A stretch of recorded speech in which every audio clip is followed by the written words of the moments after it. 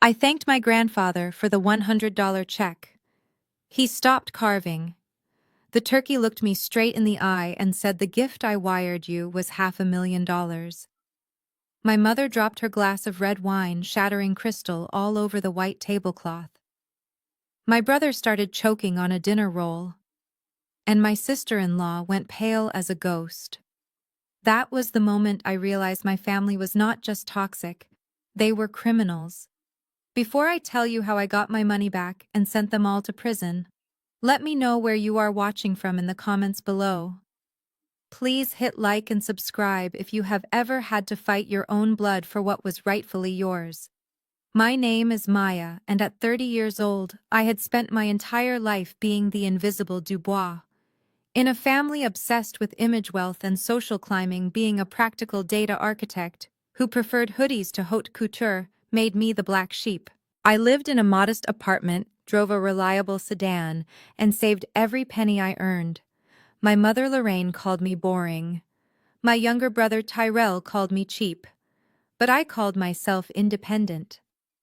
Thanksgiving at the Dubois mansion was always a theatrical performance, not a dinner. My mother treated it like a royal coronation. The driveway was filled with leased luxury cars. The dining room was illuminated by a chandelier that cost more than my college tuition. The table was set with sterling silver and imported china.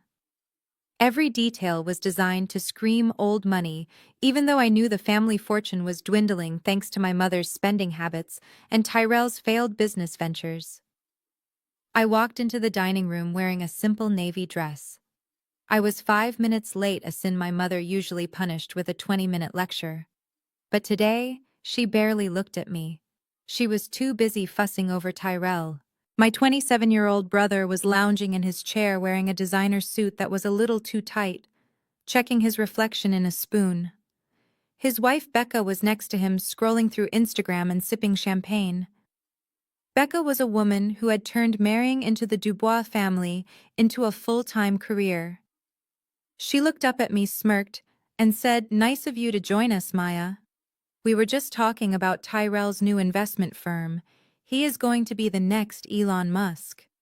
I sat down at my assigned seat, which was as always at the far end of the table closest to the swinging kitchen door. I ignored Becca. I was used to her passive-aggressive jabs. I was just there to see one person. My grandfather, Elijah. Grandpa Elijah was 82 years old. He was the only reason we had any money at all. He had built a real estate empire in Atlanta from scratch, brick by brick. He was a man of few words, sharp eyes, and iron principles. But lately my mother had been telling everyone he was losing his mind. She claimed he was senile, forgetful, and confused. She had even hired a private nurse to watch him, effectively keeping him isolated in the east wing of the house. Grandpa sat at the head of the table. He looked frail, thinner than the last time I saw him. His hands trembled slightly as he held the carving knife. But when he looked at me, his eyes were clear. He gave me a small, secret wink. Lorraine clapped her hands, demanding attention. "All right, everyone, let us say grace. We have so much to be thankful for. Tyrell's business is booming. Becca is redecorating the guest house. And Maya, well, Maya is still employed, which is a blessing, I suppose." We bowed our heads. I squeezed my eyes shut, trying to tune out the hypocrisy. After the prayer, the food was served. It was a feast, but the air was thick with tension. I ate quietly, listening to Tyrell brag about a penthouse he was looking at downtown. He talked about square footage and marble floors, throwing around numbers that made my head spin. I knew for a fact he had zero income.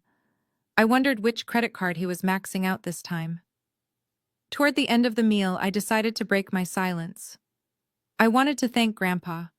A week ago, I had received a card in the mail from him. It was a sweet, shaky, handwritten note wishing me luck on my house hunting. Inside was a personal check for $100. It was not much, especially in this housing market, but it was the thought that counted. It touched me that he remembered I was trying to buy my first home. I cleared my throat. The table went quiet. "Grandpa," I said, leaning forward. "I wanted to say thank you. I got your card in the mail last Tuesday. The check for $100 was really sweet. It will help with the moving boxes when I finally find a place. The room went deadly silent. The only sound was the ticking of the grandfather clock in the hallway. Grandpa Elijah stopped carving the turkey. He slowly set the knife down on the platter. The metal clinked against the china, a sharp sound that echoed in the quiet room. He turned his head slowly to look at me, his brow furrowed in confusion. He spoke slowly, his voice raspy but distinct. $100. What are you talking about, Maya? I smiled nervously. The check, Grandpa.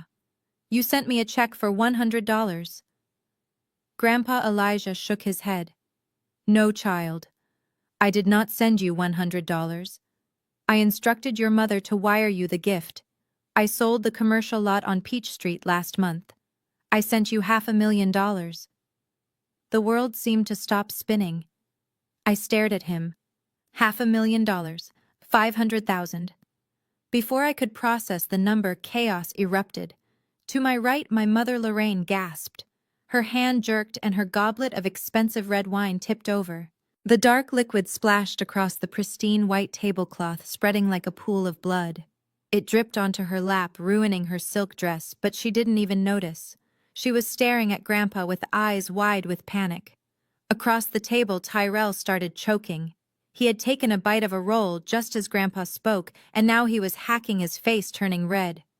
Becca slammed her hand on his back, but she wasn't looking at him. She was looking at Lorraine, her face drained of all color, her mouth hanging open in horror. Grandpa Elijah didn't look at the mess. He kept his eyes locked on mine. I gave the account number to Lorraine last week, he said, his voice gaining strength. She told me she wired it on Monday. Maya, did you not get the money? I felt a cold chill run down my spine. I looked at my mother. She was scrambling to her feet, grabbing a napkin to dab at the wine, but her hands were shaking violently. Dad? You are confused again, Lorraine said, her voice high and shrill. She forced a laugh that sounded like glass breaking. Oh, poor Daddy. His memory is going. He thinks he sold the lot on Peach Street. Dad, you sold that lot 10 years ago. Remember? She looked at me, her eyes pleading and threatening at the same time. Maya, don't upset him. He has been having these episodes all week. Hallucinations, confusing the past with the present. Tyrell finally stopped choking. He took a gulp of water and jumped in, his voice hoarse. Yeah, Grandpa. You are tripping. $500,000. That is crazy talk. Nobody has that kind of money. You probably dreamt it. Grandpa Elijah slammed his hand on the table. The plates rattled. I am not dreaming, he roared. I know what I signed. I signed the transfer authorization, $500,000 to Maya Dubois. Lorraine rushed to his side. She grabbed his arm, trying to pull him up from the chair. Okay, that is enough excitement for one day. You are agitated, your blood pressure is up. I am going to take you to your room. Nurse Brenda left your sedative on the nightstand.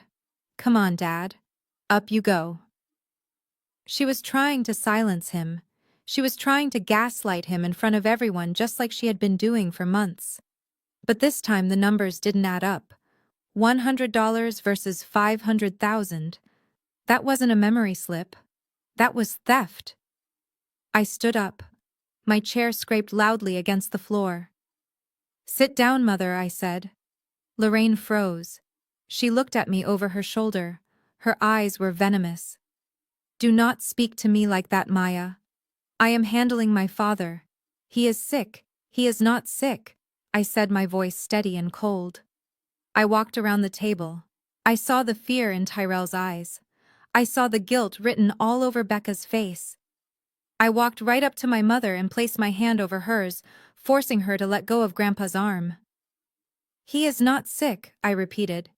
And he is not confused. I looked down at Grandpa. Grandpa? Are you sure? Are you absolutely sure you signed that paper? I am sure, he said, looking at me with intense clarity. It was for you. For your house. I wanted you to have a home that no one could take away from you. I turned to my mother. She was trembling. The red wine stain on her dress looked like a gunshot wound. "Where is my money, Mother?" I asked. She tried to slap me. She raised her hand, her face twisted in a snarl. "You ungrateful little brat! How dare you accuse me?" I caught her wrist in midair. I didn't squeeze. I just held it there. I wasn't the scared little girl anymore. I was a woman who had just realized that her own flesh and blood had robbed her of a fortune. "I am not accusing you," I said softly. "I am asking you. Grandpa says 500,000. I got 100. That leaves $499,900 unaccounted for." Tyrell stood up, trying to look tough. "You are crazy, Maya. Get out. You are ruining Thanksgiving." I let go of my mother's wrist. I looked at Tyrell. I looked at his new suit. I looked at Becca's diamond earrings. Suddenly, the math started to make sense. "I am not going anywhere," I said. "Not until I find out exactly where that wire transfer went. And if I find out it went anywhere other than my account, this dinner is going to be the last meal you all eat as free people." Lorraine screamed for the nurse. Tyrell started shouting insults, but Grandpa Elijah just sat there looking at me with a spark of pride I had never seen before. He knew. And now I knew. The war for the $500,000 had just begun. The silence in the dining room was shattered by my mother's laughter. It was not a happy sound. It was a sharp, brittle noise that sounded like dry twigs snapping under a boot. Lorraine leaned back in her chair, dabbing at the wine stain on her dress with a linen napkin, her face composing itself into a mask of pitying condescension. She looked at me not with anger, but with the weary expression of a parent dealing with a toddler having a tantrum. "Maya, honestly," she sighed, shaking her head. "Listen to yourself. You sound hysterical. Do you really believe that? Do you really think your grandfather, a man who cannot even remember to take his blood pressure medication without Nurse Brenda reminding him, managed to wire $500,000? She turned to the rest of the table, looking for allies. "He has been confused for months," she continued, her voice dripping with fake concern. "Just yesterday he thought Tyrell was his brother from 40 years ago. It is dementia, Maya. It is ugly and it is sad, but we do not exploit it. We do not make up fantasies about secret fortunes just because we are jealous of our siblings." Tyrell snorted, emboldened by my mother's defense. He wiped his mouth, his earlier panic replaced by his usual arrogance. "Exactly. You are tripping, sis. 500,000 for what? To buy what you drive, a 4-year-old Honda. You wear hoodies to family events. Why would Grandpa give you that kind of cash? He knows you wouldn't know what to do with it. You probably think he gave it to you because you are broke and desperate. It is called a delusion of grandeur. Look it up." I clenched my fists at my sides. My fingernails dug into my palms. They were doing it again. The dynamic was so familiar it was nauseating, gaslighting, spinning the narrative until up was down and black was white. They were making me the crazy one, the greedy one, while they sat there in clothes bought with stolen money. Grandpa Elijah tried to stand up. His face was red, his veins bulging in his neck. "I am not confused," he shouted, his voice shaking with rage. "I built this family. I know what money I have. Lorraine, you tell her. You tell her about the transfer." Lorraine's eyes hardened. She snapped her fingers at the nurse standing in the corner. "Nurse Brenda," she said sharply. "He is having an episode. He is agitated. It is bad for his heart." Brenda, a woman my mother had hired specifically because she asked no questions and followed orders blindly, moved in instantly. She pulled a syringe from her pocket. No, Grandpa protested, trying to push her away. "I don't need that. I need my lawyer." "Dad, stop fighting," Lorraine said, her voice turning cold steel. "We are doing this for your own good. You are seeing things that aren't there." I watched in horror as Brenda successfully administered the sedative into Grandpa's arm. Within seconds, his fight drained away. His eyes grew heavy. He slumped back into his chair, mumbling my name, mumbling about the money, until his words turned into unintelligible slurs. My heart was hammering against my ribs. I wanted to flip the table. I wanted to scream. But I looked at Lorraine, who was now calmly sipping water, and Tyrell, who was smirking at me. If I fought them now, physically or verbally, I would lose. They held the power here. They held the medical proxy. They held the narrative. I needed to be smarter. I needed to be the data architect they all mocked. I took a deep breath and forced my face to go blank. I picked up my purse from the floor. "Fine," I said, my voice flat. "Maybe you are right. Maybe I am just tired." Lorraine smiled, a victorious curling of her red lips. "Of course you are, honey. Go home, get some sleep. We will forget you made this scene. We are family after all." I turned to leave. As I walked past Tyrell, who was sitting with his phone on the table next to his plate, the screen lit up with a notification. It was a banking alert. The brightness of the screen caught my eye. I paused for a fraction of a second, pretending to adjust my purse strap. My eyes locked onto the notification banner. It was from First National Bank. The preview text was short, but it was enough. "Transaction complete. Wire received $500,000. Balance updated." I felt a surge of adrenaline so strong it almost made me dizzy. I didn't stop. I didn't gasp. I pulled my phone from my pocket in one smooth motion, as if checking the time, and held it at my hip, angling the camera lens down. I pressed the volume button to snap a burst of photos without looking. "Get home safe," Sis Tyrell called out, mocking me. "Don't spend that $100 all in one place." I walked out the front door without looking back. The heavy oak door clicked shut behind me, muting the sounds of their laughter. I walked straight to my car, parked at the end of the long driveway, far away from the Bentleys and Porsches. I got in and locked the doors.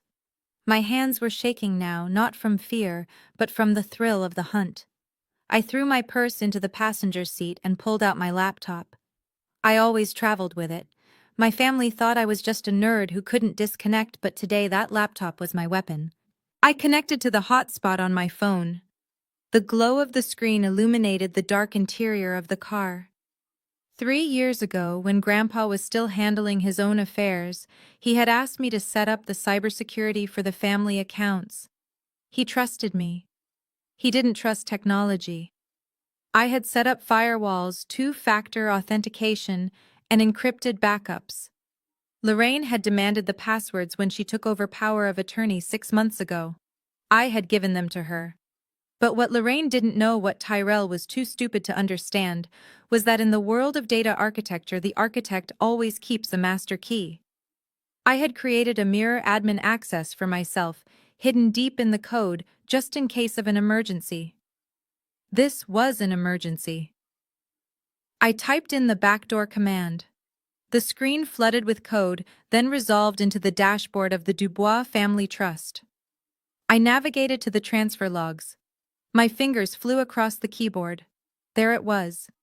Dated last Monday.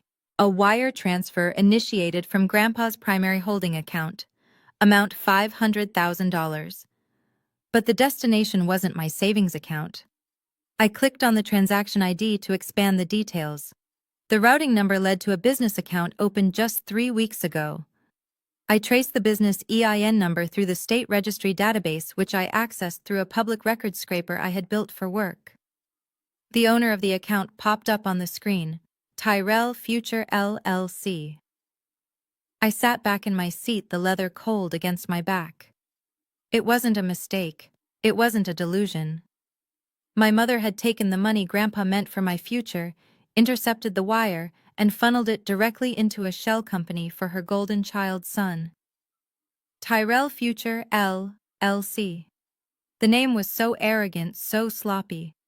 I pulled up the recent transactions for Tyrell Future LLC. Debit $250,000. Vendor City Center Realty. Memo Penthouse down payment. Debit $180,000. Vendor Atlanta Exotic Motors. Memo McLaren 720S.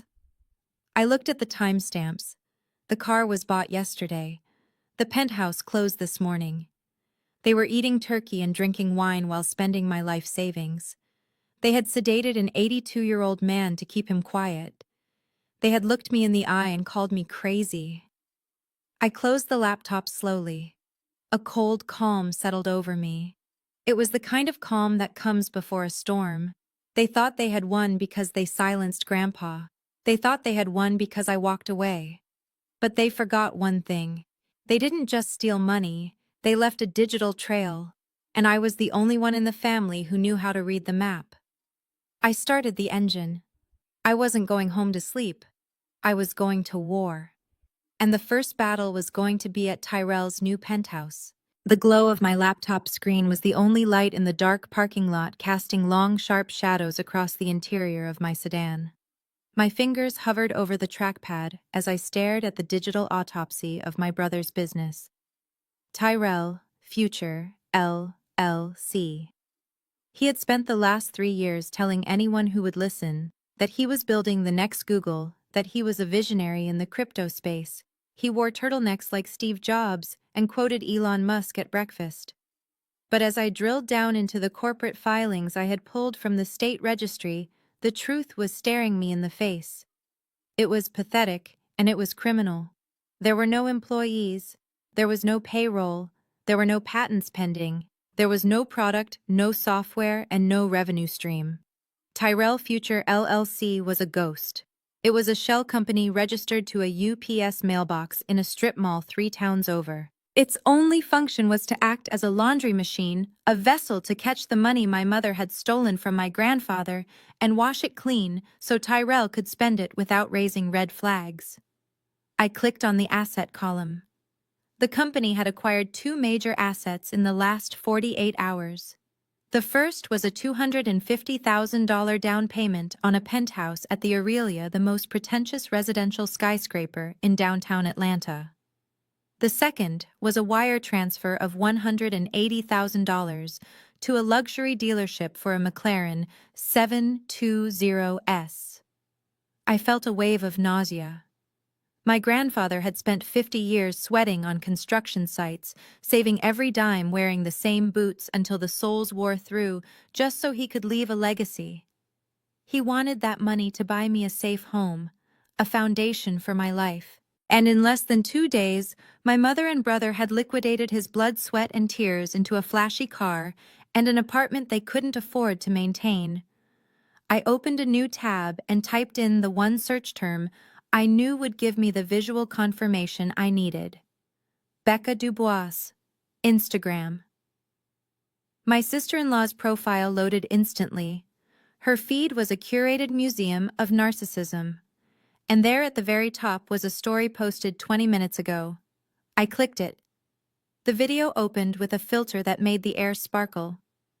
Becca was holding a bottle of champagne spinning around in an empty room with floor-to-ceiling windows overlooking the city's skyline.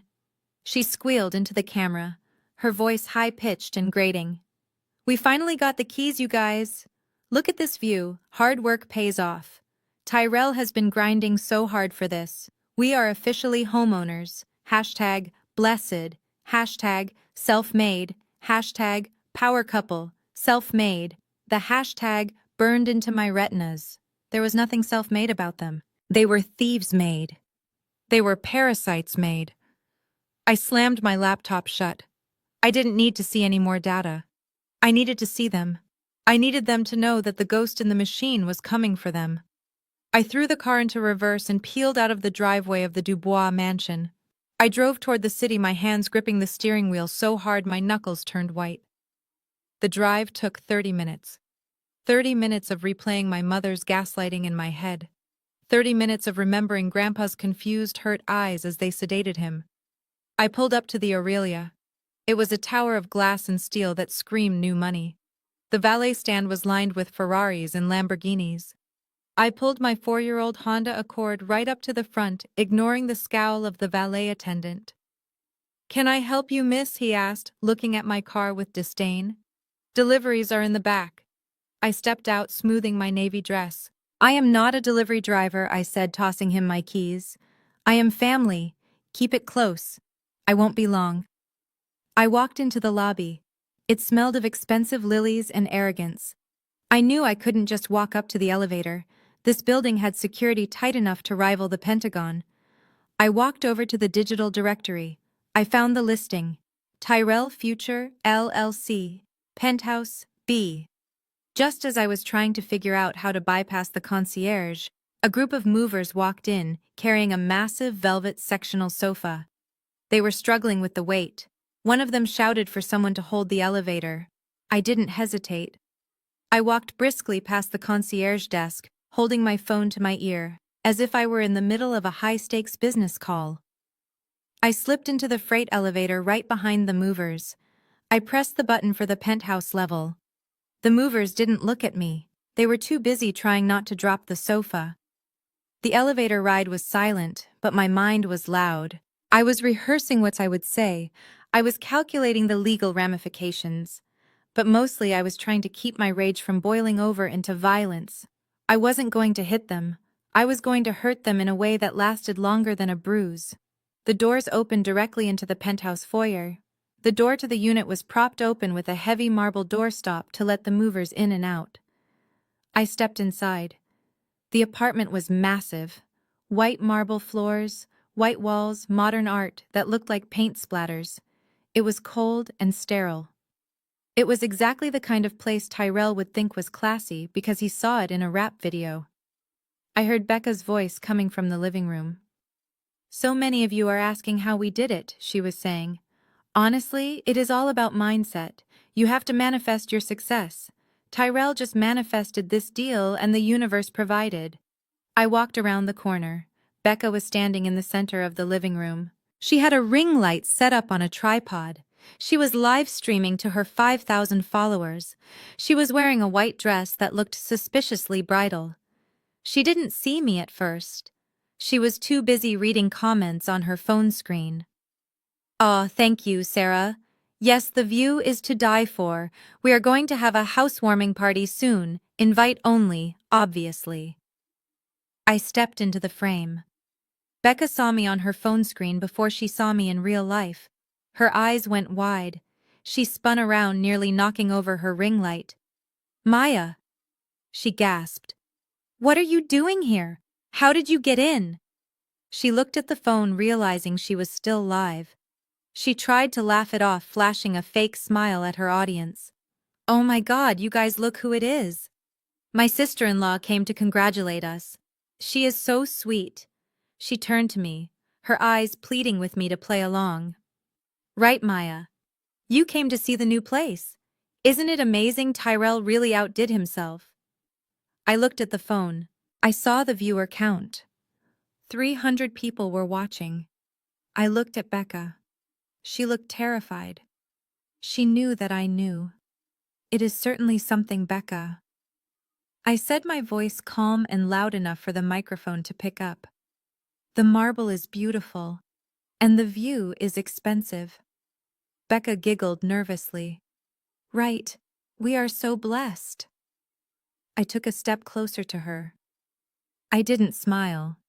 "It is amazing what you can buy when you have a direct line to a wire transfer meant for someone else," I said. Becca's smile faltered. "What? What are you talking about, Maya? Don't be weird." I looked directly into the camera lens of her phone.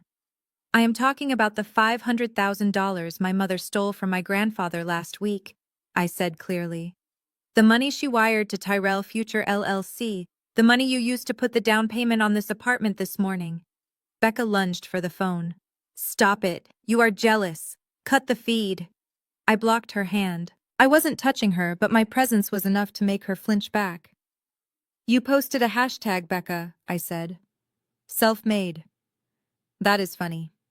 Because according to the bank records I just pulled, this apartment was made by my grandfather's life savings. It was made by fraud." The comments on the screen were flying by now. People were asking what was happening. People were using the shock face emoji. "Get out!" Becca screamed, her facade cracking completely. "This is my house. You are trespassing, Tyrell. Tyrell, get her out of here." Tyrell wasn't there. He was probably out driving the McLaren he couldn't afford to insure. I looked around the empty, echoing room. "It is a beautiful house, Becca," I said, my voice dropping to a whisper that carried more weight than a scream. "It really is. It is just a shame that you are standing on top of my stolen money. And just so you know, I am the landlord now, and I am serving you an eviction notice." I turned and walked toward the door. Behind me, I heard Becca scrambling to end the live stream, sobbing as she realized that 300 people had just watched the first brick of her fake empire crumble to dust. I walked back to the elevator. I pressed the button. I didn't feel satisfied yet. This was just the warning shot.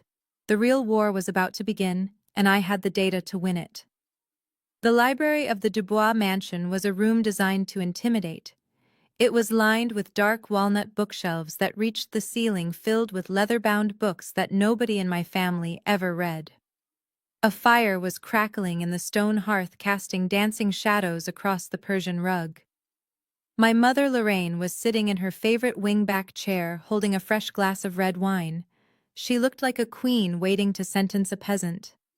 I walked in and closed the heavy double doors behind me.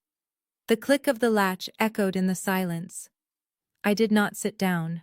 I stood in the center of the room, still wearing my navy dress from dinner, though it felt like a lifetime had passed since I last stood in this house. "You called me," I said, my voice flat. "You said it was urgent. You said Grandpa was asking for me." Lorraine took a slow sip of her wine. She didn't look at me immediately. She stared into the fire, her profile sharp and severe. "He is asleep," she said calmly. The sedative finally kicked in. "He was very upset, Maya. You really agitated him with your little outburst at dinner." I felt a flash of anger. "I agitated him. You gaslit him. You told him his mind was gone because you didn't want him to remember that he gave me $500,000. Lorraine finally turned to look at me. Her expression wasn't guilty. It was annoyed. It was the look she used to give me when I brought home a B on a report card. "Stop being so dramatic, Maya," she sighed, setting her glass down on the side table. "We need to have a grown-up conversation. I am glad you went to see Tyrell's new apartment. It is impressive, isn't it?" I stared at her in disbelief. She wasn't denying it. The pretense was gone. "You admit it," I said. "You admit you took the money." Lorraine waved her hand dismissively. "Took is such an ugly word. I reallocated it. I made an executive decision as the head of this family." She stood up and walked toward me, the silk of her robe swishing softly. "Look at you, Maya. You are 30 years old. You have a senior title at a tech firm. You make 6 figures. You have a 401k. You have health insurance. You are safe. You are stable. You have always been the capable one." She paused, tilting her head. "But Tyrell. My poor Tyrell needs help. He has big dreams, Maya, but the world is hard on young black men. He needs a leg up. He needs a foundation." When that money came in from the sale of the lot, I looked at the situation logically. You want to buy a house? You can get a mortgage. You have the credit score for it. But Tyrell needed liquid capital. He needed a launch pad. I felt my jaw tighten. "So you decided to be Robin Hood. You stole from the rich sister to give to the poor brother. Except I am not rich, mother. I work hard. And Tyrell isn't poor. He is lazy." Lorraine's eyes narrowed. "He is not lazy. He is a visionary. He just needed the right resources to be taken seriously. In his world, image is everything. You can't close deals driving a Toyota. You can't host investors in a rental. He needed that penthouse. He needed that car. It is an investment in his brand." I laughed. It was a cold, bitter sound. An investment, mother. He bought a McLaren. He didn't buy stocks. He didn't buy inventory. He bought a toy. He bought a car that costs more than your annual alimony payments. You took my $500,000 money Grandpa specifically wanted me to have for security, and you let Tyrell blow it on leather seats and a view of the skyline.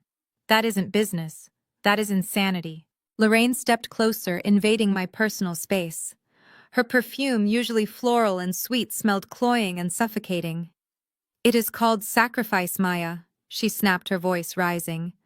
"That is what family does. We help the ones who are struggling. Since you are so selfish that you wouldn't offer to help your brother, I had to do it for you. Becca and Tyrell are just starting out. They deserve a chance to shine. As the big sister, you should be proud that you could provide that for them." I looked at this woman, this stranger who shared my DNA. She truly believed it. She had twisted the narrative so completely in her head that she was the hero of this story. She genuinely believed that I existed solely to be a resource for her golden child. I am not proud, I said, my voice shaking with suppressed rage. I am disgusted. You forged a wire transfer. That is a federal crime. You exploited a vulnerable elderly man. That is elder abuse. And you stole from your daughter. That is just pathetic. I took a step back. I want my money back, Lorraine. All of it. Tell Tyrell to sell the car. Tell him to back out of the condo deal. I don't care how you do it. Put the money back in my account by Monday, or I go to the police. The air in the room changed instantly. The temperature seemed to drop 10 degrees. Lorraine's face went rigid. The mask of the concerned matriarch fell away, revealing the tyrant underneath.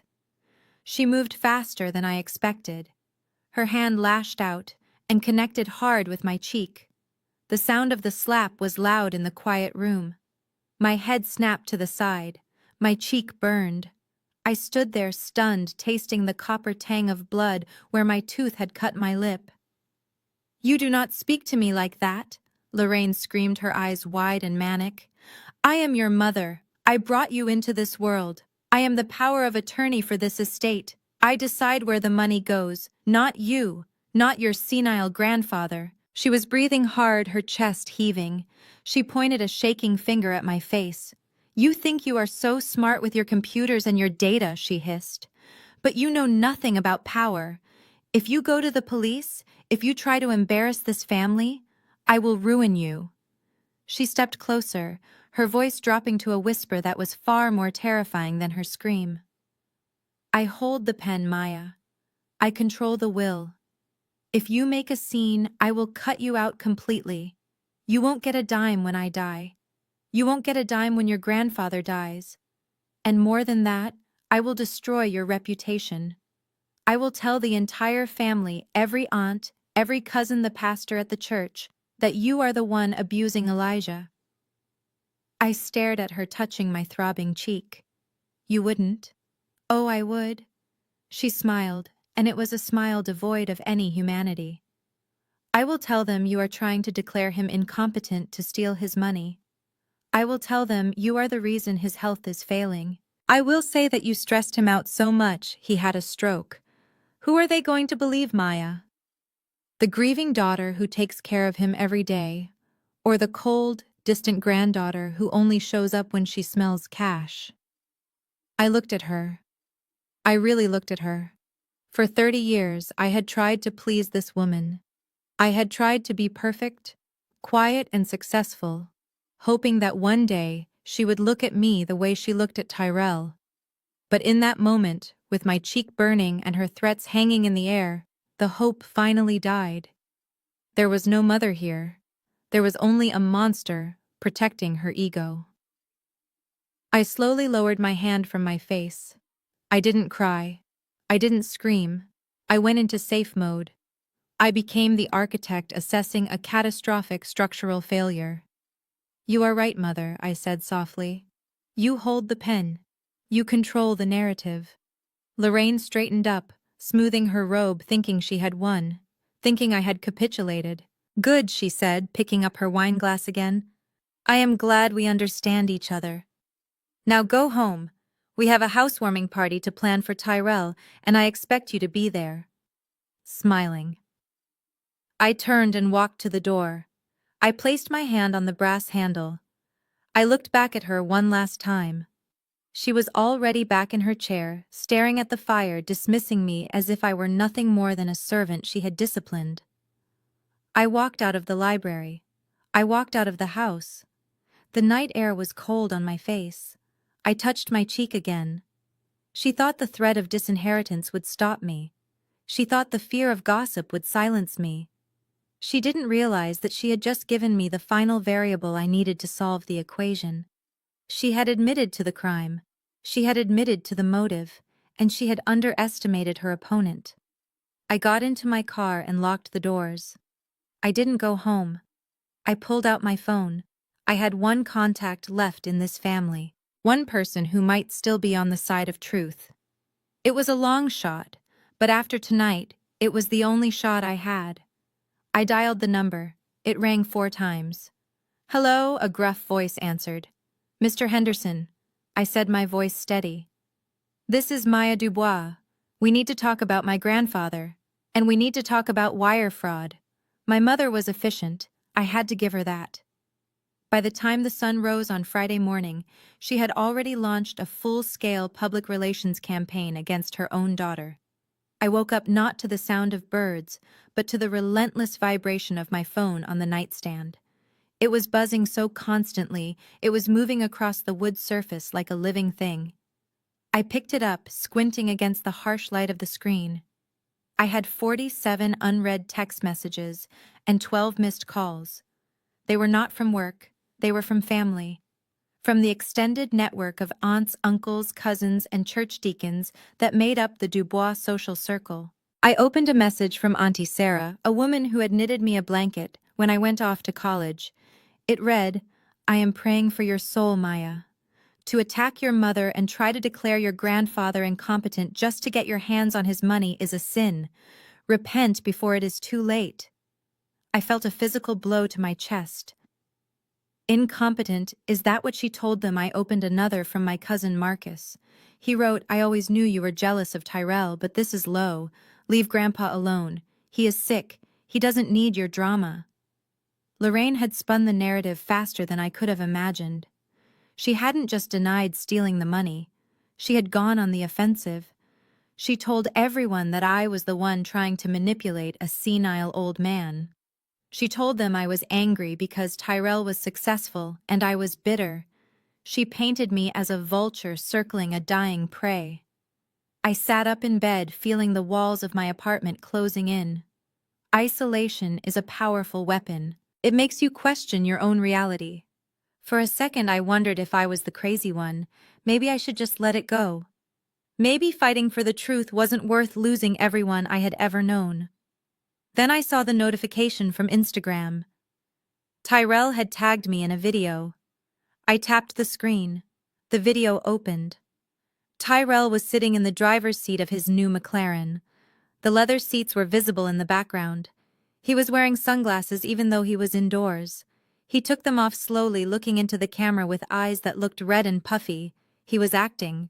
It was a terrible performance, but to anyone who didn't know him, it looked like heartbreak. "Hey everyone," he said, his voice cracking. "I just wanted to come on here and keep it real. Success is lonely. When you start leveling up, people change. Even family. My sister..." He paused, wiping a non-existent tear. "My sister is going through some things. She is hurting. And hurt people hurt people. She is trying to tear down everything I built because she can't handle seeing me win. Please just pray for her. And pray for our grandfather. She is stressing him out so much with her lies about money. We just want peace." The caption read, "The road to the top is filled with snakes. Stay focused. #familydrama. #haters. #self-made." I threw my phone across the room. It hit the pile of laundry in the corner with a soft thud. The audacity was breathtaking. He was sitting in a car bought with my money, asking people to pray for me while calling me a snake. I needed to talk to Grandpa. He was the only one who knew the truth. I got dressed in 5 minutes, throwing on jeans and a sweater. I didn't care how I looked. I drove to the mansion, ignoring the speed limit. When I arrived, the iron gates were closed. Usually they were left open during the day. I punched in the code on the keypad. Access denied. I punched it in again. Access denied. Lorraine had changed the code. I parked the car and walked to the intercom. I pressed the button. "Hello?" It was Nurse Brenda's voice. "Brenda, let me in. I need to see my grandfather." There was a pause. "I am sorry, Ms. Dubois. Your mother has given strict instructions. No visitors, especially not you. She says you are a trigger for Mr. Elijah's agitation." "Brenda, listen to me," I shouted into the speaker. "He is being isolated. That is illegal. Let me speak to him." "He is resting, Maya. Please leave or I will have to call the police for trespassing. The line clicked dead. I stood there gripping the cold metal bars of the gate. I could see the house in the distance. I could see the window of Grandpa's room on the second floor. The curtains were drawn tight. Was he in there? Was he awake? Was he wondering why I hadn't come for him? I felt a tear slide down my cheek. I wiped it away angrily. I got back in my car and drove home. The drive back was a blur of tears and rage. By the time I got back to my apartment, I was exhausted. My soul felt heavy. I sat on my sofa staring at the blank television screen. Maybe Lorraine was right. She held all the cards. She had the house, the money, the family support, and the gate codes. I was just one person with a laptop and a lot of evidence that nobody wanted to see. I was tired of fighting. I reached for my phone to text my mother. I was going to tell her she won. I was going to tell her I would sign whatever she wanted if she just let me see Grandpa one last time. But before I could type the first letter, my phone rang. It was an unknown number. I almost didn't answer. I thought it was another cousin calling to scream at me. But something made me swipe right. "Hello," I whispered. "Is this Maya Dubois?" The voice was deep, gravelly, and familiar. It sounded like old leather and cigar smoke. "Yes." "Who is this?" "This is Arthur Henderson," the voice said. I sat up straight. Arthur Henderson was Grandpa's oldest friend and his personal attorney for 40 years. Lorraine hated him. She had tried to fire him last month, but Grandpa had refused to sign the papers. "Mr. Henderson," I said, my voice trembling. "I am so glad you called. They won't let me see him. Lorraine has changed the locks. They are saying he is senile." "I know," Henderson said. His voice was calm, unhurried. "I tried to visit him this morning. Brenda wouldn't let me in either." "Then it is over," I said, feeling the hope drain out of me. "If even his lawyer can't see him, we can't prove anything." Henderson let out a low chuckle.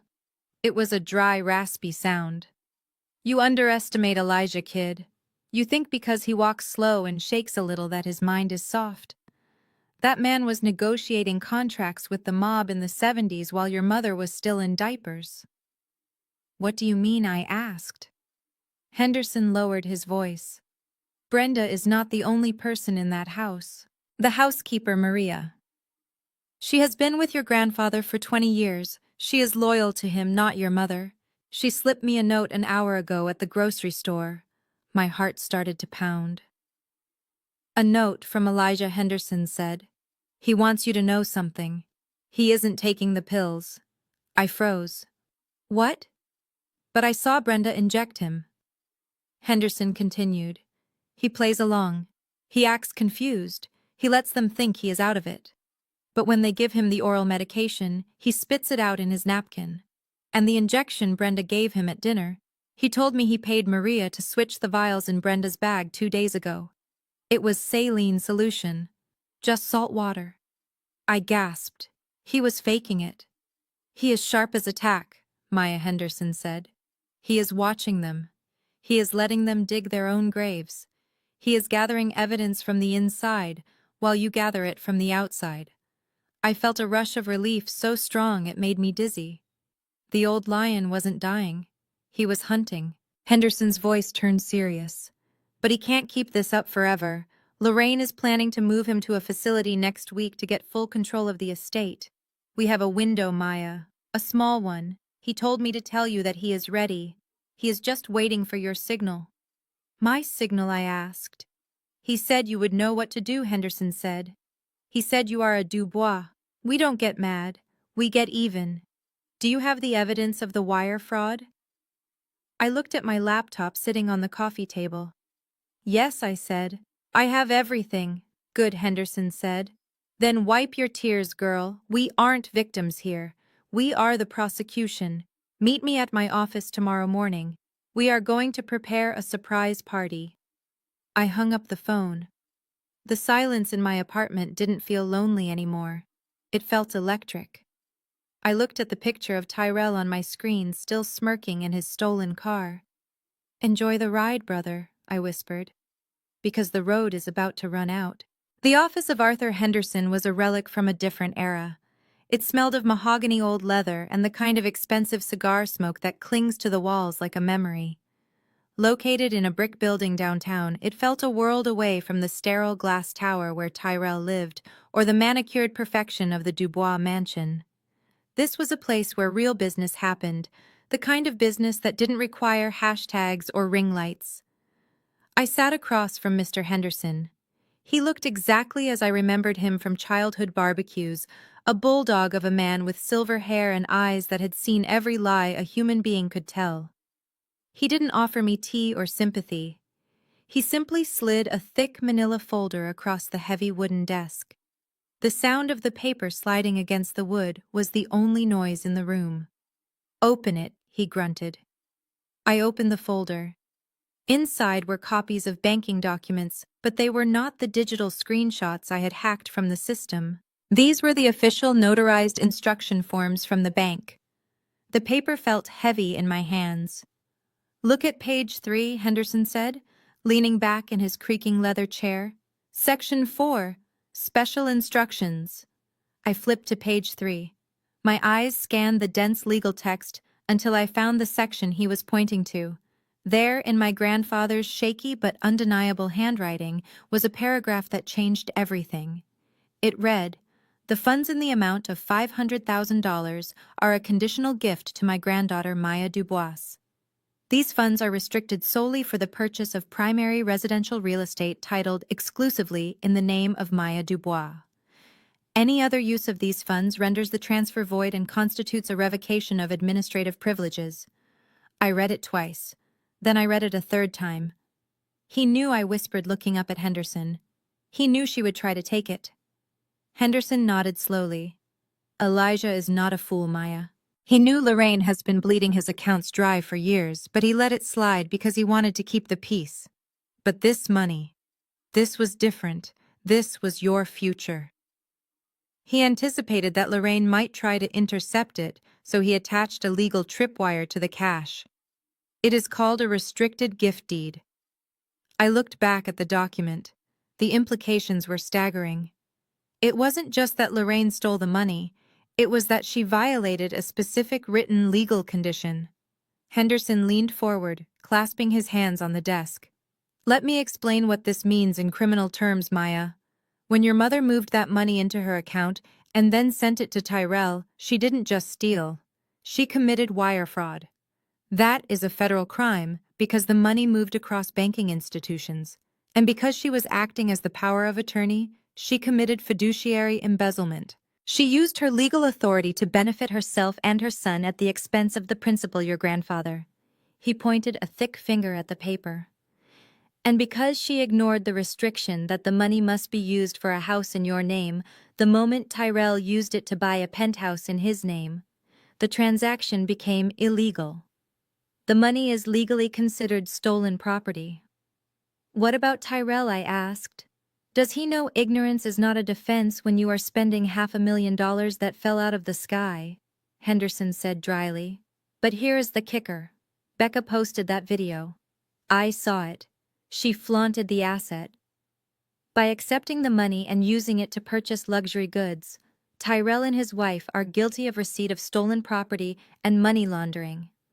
They took illicit funds and tried to convert them into legitimate assets like the car and the condo."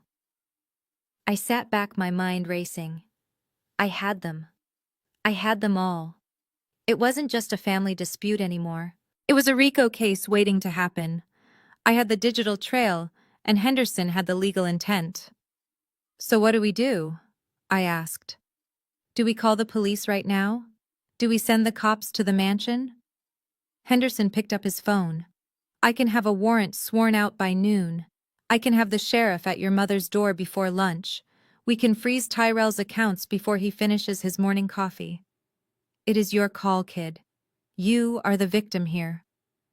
I looked at the phone in his hand. I thought about Lorraine screaming at me in the library. I thought about Tyrell smirking at me at the dinner table. I thought about Becca calling security on me. If I called the police now, it would be over quickly. They would be arrested quietly. Lorraine would spin it. She would cry to her friends that it was a misunderstanding. She would use her connections to keep it out of the papers. Tyrell would play the victim. They would suffer, yes, but they would survive. They would keep their social standing. I didn't want them to survive. I wanted to burn the infection out of my family completely. I wanted the world to see them for what they were. Put the phone down, I said. Henderson raised an eyebrow. You want to let them get away with it? No, I said, my voice cold and steady. I want to let them hang themselves. I stood up and walked to the window looking out at the busy street below. Lorraine told me there is a housewarming party this weekend. A big gala at Tyrell's new penthouse. She invited the press. She invited the investors. She invited the entire social register of Atlanta. She wants to show off her successful son. Henderson chuckled. It was a dark, dangerous sound. She is throwing a party in a crime scene. Exactly, I turned back to him. If we arrest them now, nobody sees the truth. But if we wait until they are standing on that stage bragging about their wealth surrounded by the people whose validation they crave more than oxygen, then we don't just take their freedom, we take their reputation, we take their mask. Henderson smiled. He opened a drawer and pulled out a fresh cigar. You really are a Dubois, he said approvingly. You have your grandfather's killer instinct. I walked back to the desk and tapped the folder. Keep the originals safe. Scan everything. I need digital copies. I am going to prepare a presentation for the party. You are going to the party? Henderson asked. Oh, I wouldn't miss it for the world, I said. Lorraine made me promise to be there.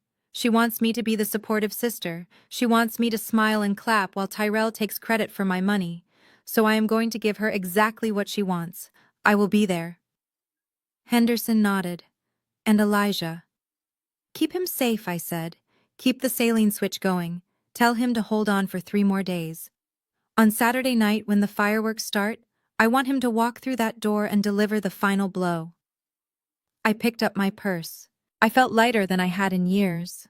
The fear was gone. The hesitation was gone. I walked out of Henderson's office and into the bright sunlight. My phone buzzed in my pocket. It was a text from Lorraine. Reminder. The party starts at 7 p.m. on Saturday. Wear something expensive. Don't embarrass us. I typed back a single word. Understood. I got into my car and looked at the message again. Don't embarrass us. It was almost funny. She was worried about me wearing the wrong shoes or saying the wrong thing. She had no idea that I was bringing something much louder than a fashion faux pas. I was bringing the truth. And in a family built on lies, the truth was the most embarrassing thing of all. I drove home plotting every slide, every graphic, every second of the presentation I would unleash. They wanted a show. They wanted a spectacle. On Saturday night, in front of everyone they tried to impress, I was going to give them the performance of a lifetime. And when the curtain fell, there would be no applause, only handcuffs. The elevator ride to the 45th floor of the Aurelia took exactly 30 seconds. In that half-minute, I checked my reflection in the mirrored doors. For the first time in my life, I didn't look like the sensible, quiet Dubois daughter. I had traded my navy blue and gray wardrobe for a dress the color of fresh blood. It was crimson silk, tailored to perfection, sharp enough to cut and bright enough to burn. My mother had told me to come and keep up appearances. She told me to look the part of the supportive sister. So I decided to dress like a warning flare. When the elevator doors slid open, the noise hit me first.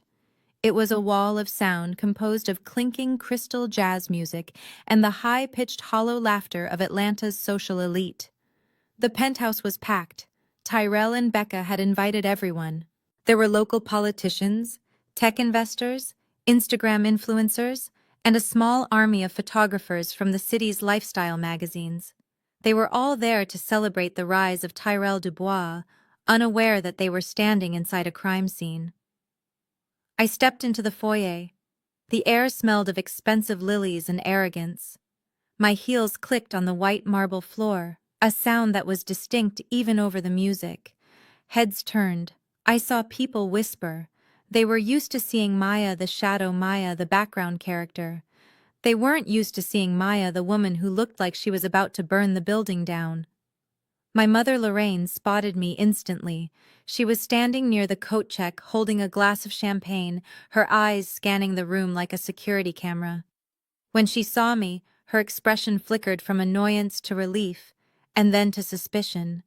She smoothed her sequined gown and marched over to me, grabbing my arm with a grip that was painful. "You are late," she hissed through a frozen smile, leaning in close so the nearby guests wouldn't hear. "And what are you wearing? You stand out too much. I told you to blend in." I pulled my arm away gently but firmly. "You told me to look expensive." "Mother, this is expensive." Lorraine glared at me, her eyes narrowing. "Just remember the deal, Maya. You smile. You congratulate your brother. You tell everyone how proud you are. If I see you looking sour, or if you say one word about Grandpa, or the money, I will have security escort you out before you can finish your drink. Do you understand? The press is here. Do not embarrass us." I looked over her shoulder at the photographer snapping pictures of Tyrell near the balcony. I understood perfectly. She wanted a perfect family tableau. She wanted to use my presence to validate Tyrell's lie. If the sensible, smart sister was here, then everything must be legitimate. "I understand," I said calmly. "I am just here to watch the show." "Good," Lorraine said, patting my cheek with a cold hand. "Go mingle. Becca is over by the bar. Be nice to her." I walked into the main living room. It was a masterclass in wasted money. The furniture was all white velvet, impractical and pretentious. The art on the walls was generic and overpriced. Waiters circulated with trays of caviar and truffle oil hors d'oeuvres. I took a glass of sparkling water from a passing tray and moved through the crowd listening. The conversations were nauseating. I heard Tyrell telling a group of men in suits about his investment strategy. "It is all about leverage," Tyrell was saying, puffing out his chest. "You have to know when to move capital. I saw the opportunity in this market, and I took it. My grandfather taught me everything I know." I tightened my grip on my glass. He was using Grandpa's name to sell his fraud. The audacity was breathtaking. Grandpa, who was currently sitting in a dark room faking dementia just to survive, was being used as a prop for Tyrell's ego. I continued my tour of the stolen property. I walked to the floor-to-ceiling windows. The view of Atlanta was spectacular. The city lights glittered below like diamonds. I thought about the $500,000. This view cost exactly $180,000 of those dollars. I looked at the grand piano in the corner that nobody knew how to play. That was another $20,000. Every inch of this space was paved with my stolen future. A flash of light blinded me for a second. I blinked and saw a photographer lowering his camera. "Beautiful dress, Miss Dubois," he said. "Can we get a quote about your brother's success? You must be very proud." I looked at the lens. I smiled. It was a sharp, dangerous smile. "Proud is certainly one word for it," I said. "Tyrell has always been surprising. Tonight is going to be a night nobody forgets." The photographer nodded, satisfied with the soundbite, and moved on. I turned around and found myself face to face with Becca. My sister-in-law was holding court near the wet bar. She was wearing a white dress that looked suspiciously like a wedding gown, complete with a train that people kept stepping on. She was surrounded by her friends, a gaggle of women who all looked like carbon copies of each other. When she saw me, her eyes lit up with malice. She excused herself from her circle and glided over to me, her hips swaying. "Maya!" She squealed, her voice loud enough to attract attention.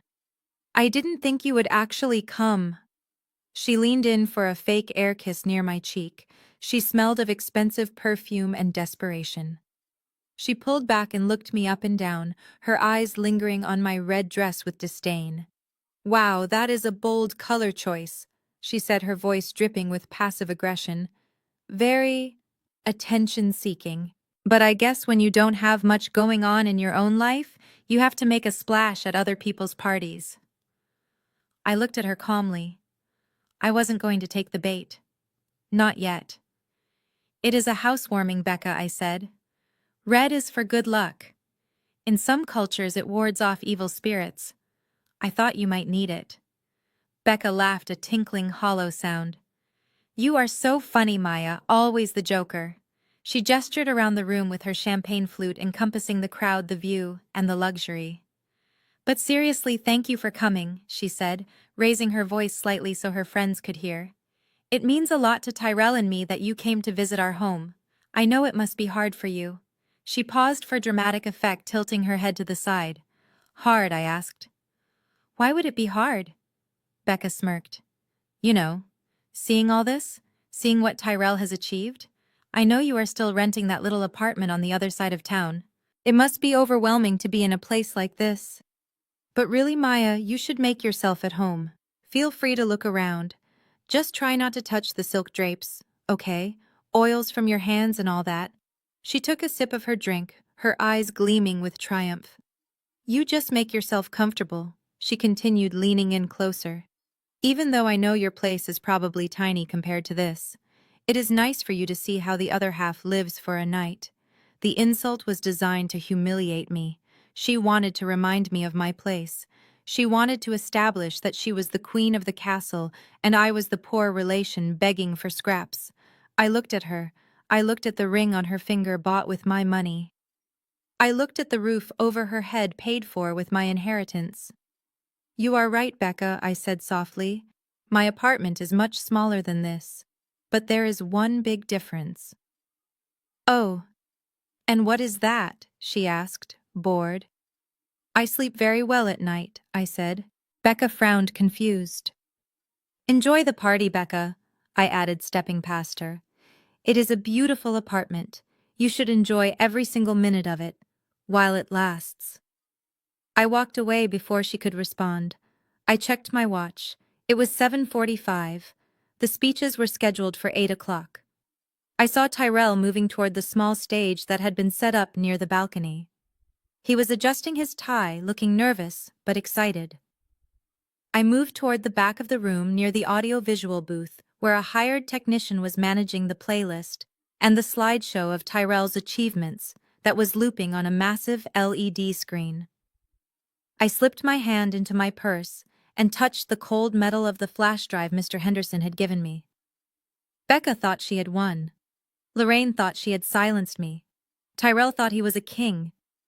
They had 15 minutes left. 15 minutes of fantasy before reality came crashing through the door. I took a deep breath and blended into the shadows of the red drapes, waiting for the signal to bring the house down. The house lights dimmed, signaling that the main event was about to begin. The murmuring crowd of Atlanta's elite quieted down, turning their attention toward the small stage set up in front of the sweeping floor-to-ceiling windows. A spotlight clicked on, cutting through the darkness and illuminating Tyrell.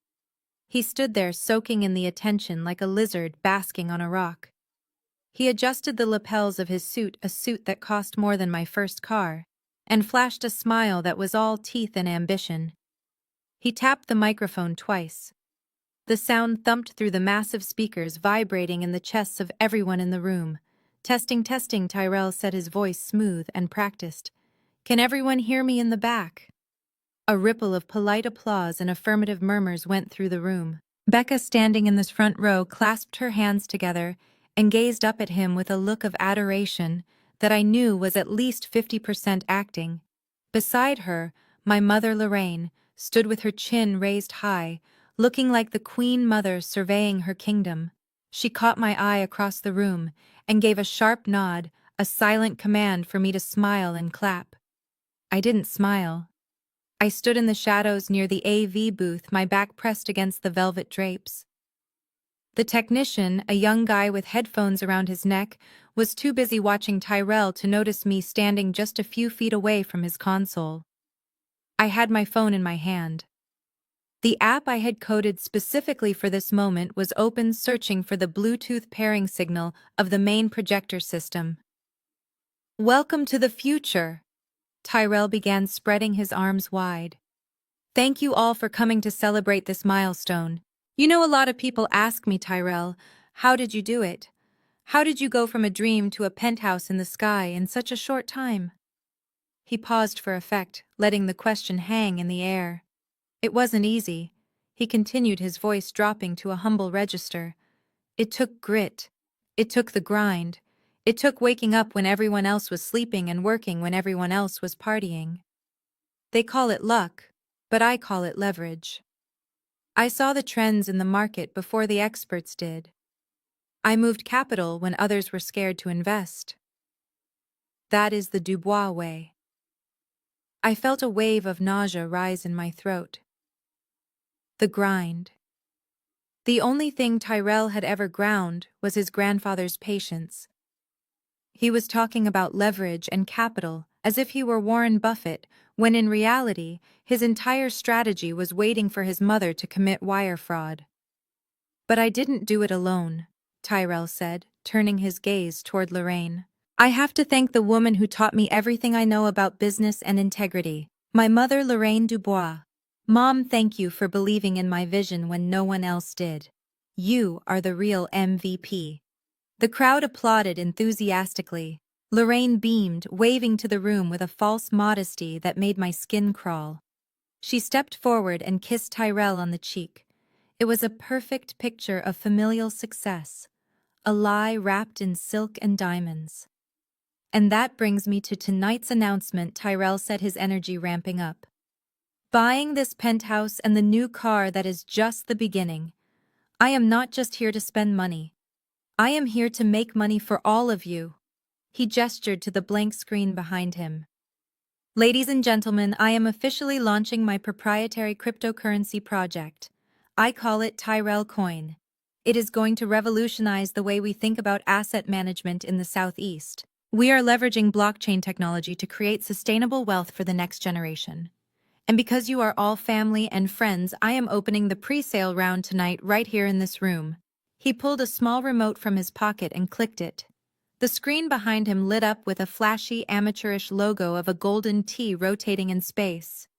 My buy-in is usually $50,000, Tyrell said, pacing the stage like a televangelist. But for tonight only, I am lowering the floor to 10,000. I want everyone in this room to ride this rocket ship with me. This is your chance to be part of something legendary. This is your chance to be self-made, just like me. The room buzzed with excitement.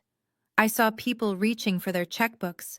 I saw investors nodding, impressed by his confidence. He was doing it. He was actively soliciting funds for a Ponzi scheme based on a foundation of stolen money. If I didn't stop him now, these people would lose millions. I looked at the AV technician. He was distracted typing something into his phone, probably buying Tyrell Coin. I took one step to the left. I reached out and plugged a small wireless transmitter dongle into the open USB port on the side of the main media server. The technician didn't even blink. On my phone screen, the status bar turned from red to green. Connected. Admin access granted. Tyrell was reaching his crescendo. He was sweating now, high on the adrenaline of the con. People told me I couldn't do it, he shouted, his voice echoing off the marble walls. People said I was dreaming too big. My own family doubted me. But look around you. Look at this view. Look at this life. This isn't inherited wealth. This isn't luck. He pounded his chest with his fist. I built this empire with my own 2 hands, he declared. I made every dollar. I signed every check. And nobody gave me anything. He threw his arms up in a V for victory, waiting for the thunderous applause. Now, I whispered to myself. I pressed the large red execute button on my phone screen. The sound system let out a high-pitched screech of feedback that caused everyone in the room to cover their ears. Tyrell flinched, looking back at the technician in confusion. What is going on? Tyrell barked into the microphone. Fix the sound! But the technician was frantically tapping his keyboard, which was no longer responding. Then the lights in the room flickered and died. The penthouse was plunged into darkness, illuminated only by the city lights outside. The crowd gasped. Nervous laughter rippled through the room. "It is just a breaker," Tyrell shouted in the dark. "Don't worry, folks. Too much power in the room." Suddenly, the massive LED screen behind him roared back to life, but the golden logo of Tyrell Coin was gone. The screen was bright white, blindingly intense in the dark room. Tyrell turned around, shielding his eyes. "What is that? Turn it off?" The white faded, replaced by a stark, high-contrast graphic. It was a flowchart. Simple, brutal, undeniable. At the top, a photo of my grandfather Elijah Dubois. Next to it, a bank balance $500,000. An arrow pointed down to a second photo, my mother Lorraine. The text below her read unauthorized wire transfer. A second arrow pointed down to a third photo. It was Tyrell smiling in his new car. The text below him read, Tyrell Future LLC. And across the bottom of the screen, blinking in bold crimson letters, was a single phrase that sucked the air out of the room. Stolen property. The silence that followed was heavy and suffocating.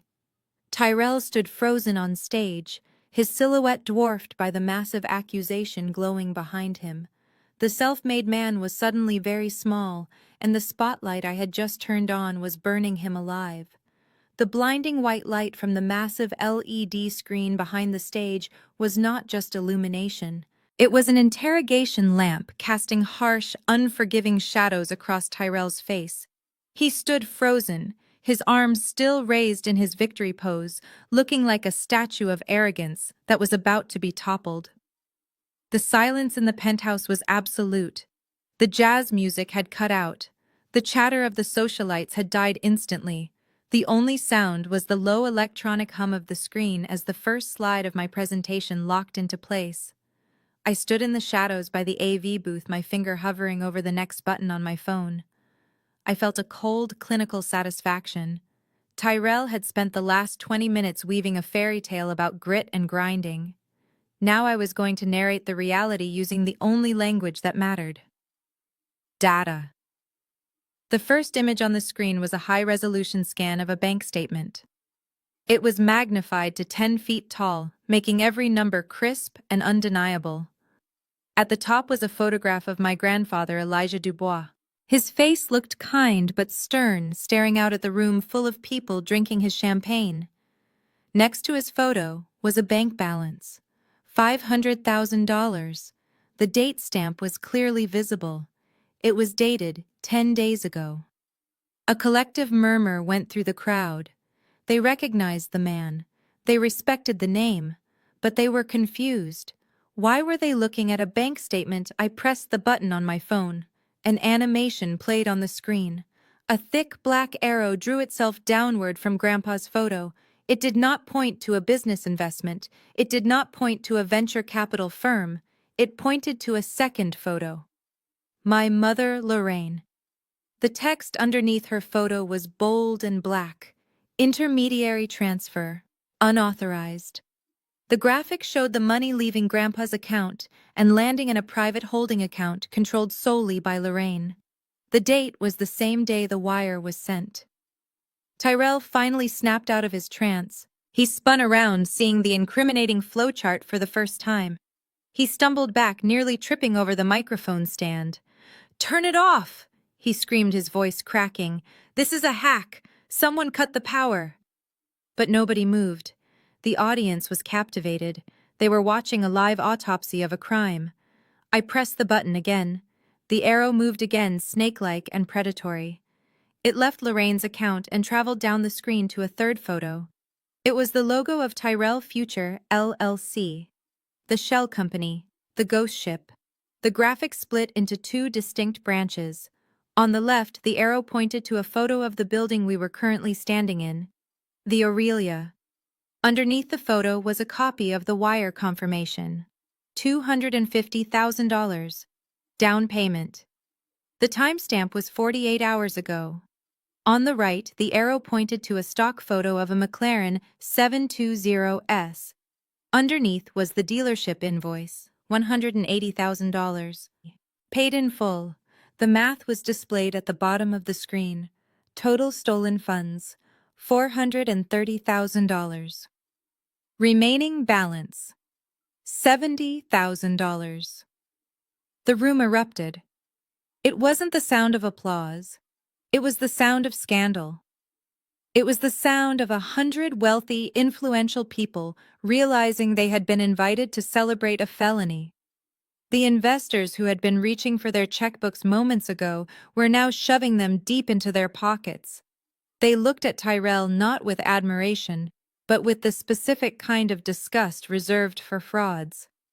Tyrell looked at the screen, then at the audience.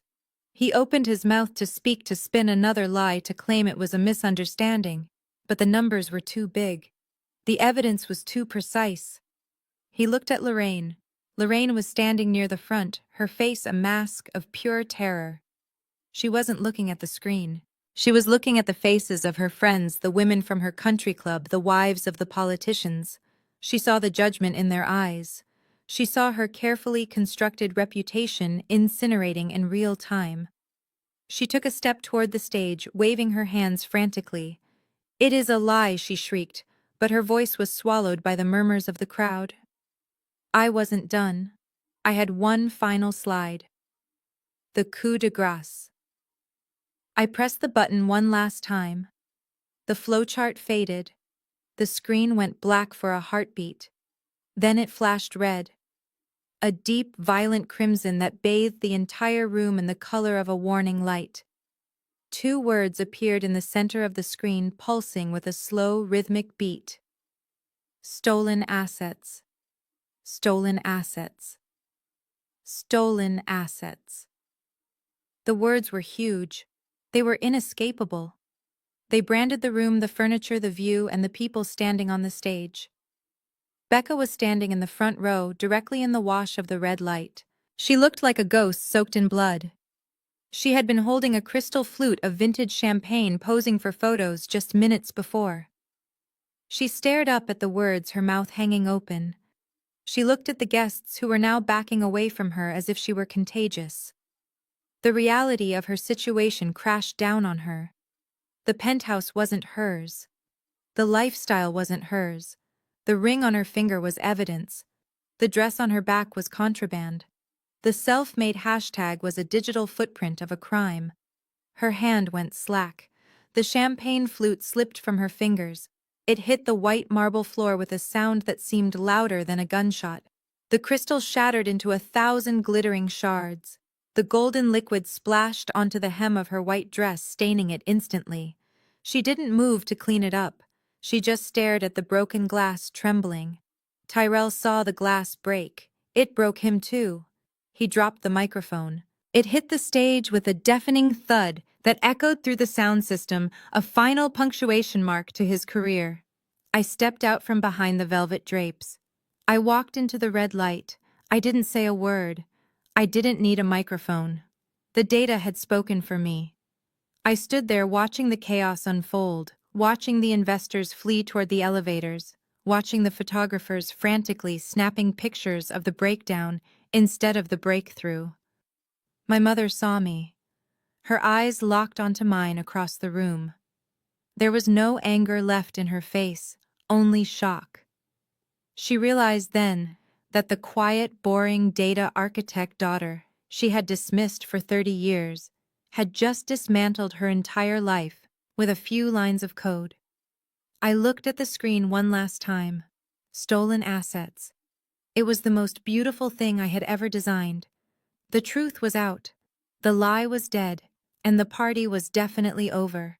The red light from the screen bathed the room in a color that felt violent and urgent. The words "stolen assets" pulsed behind Tyrell like a heartbeat, heavy and rhythmic. For a moment, the shock held everyone in place, suspended in a terrible silence. Then the spell broke, and it broke with the fury of a woman seeing her entire life disintegrate. Lorraine did not run. She charged. She moved through the crowd of stunned investors and socialites like a linebacker shoving people aside with a force that sent hors d'oeuvres flying. Her face was a mask of pure, unadulterated panic. She scrambled up the 3 steps to the stage, her sequined gown catching on a monitor tearing at the hem.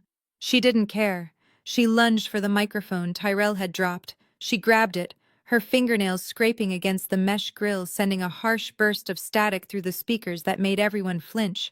"Please, everyone, listen to me," Lorraine screamed, her voice shrill and breathless. She waved her free hand frantically at the screen behind her, as if she could physically wipe away the incriminating flowchart. "This is a mistake. This is a technical glitch. Can you not see what is happening? We are being hacked."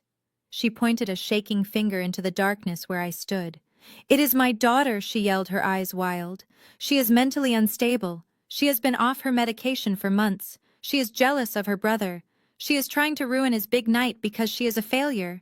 She is a computer genius and she hacked the system to show these fake graphics. None of this is real."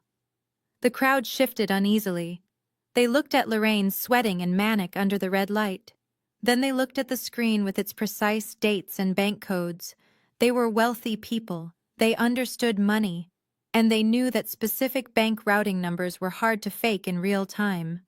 Lorraine turned to Tyrell, grabbing his lapels and shaking him. "Tell them, Tyrell. Tell them it is a lie.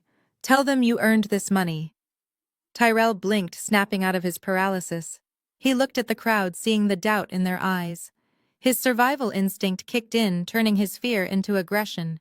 He scanned the room until he found me standing near the red velvet drapes. "Security," Tyrell bellowed, his voice cracking. "Where is the building security? There is an intruder in the penthouse. She is trespassing. I want her removed immediately.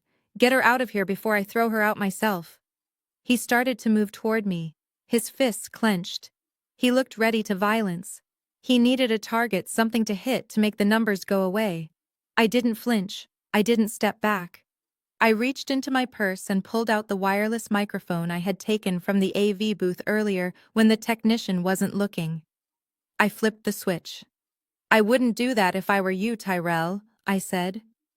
My voice boomed through the overhead speakers, louder and clearer than his. The sound engineer, realizing the tide had turned, had cut Tyrell's mic and boosted mine.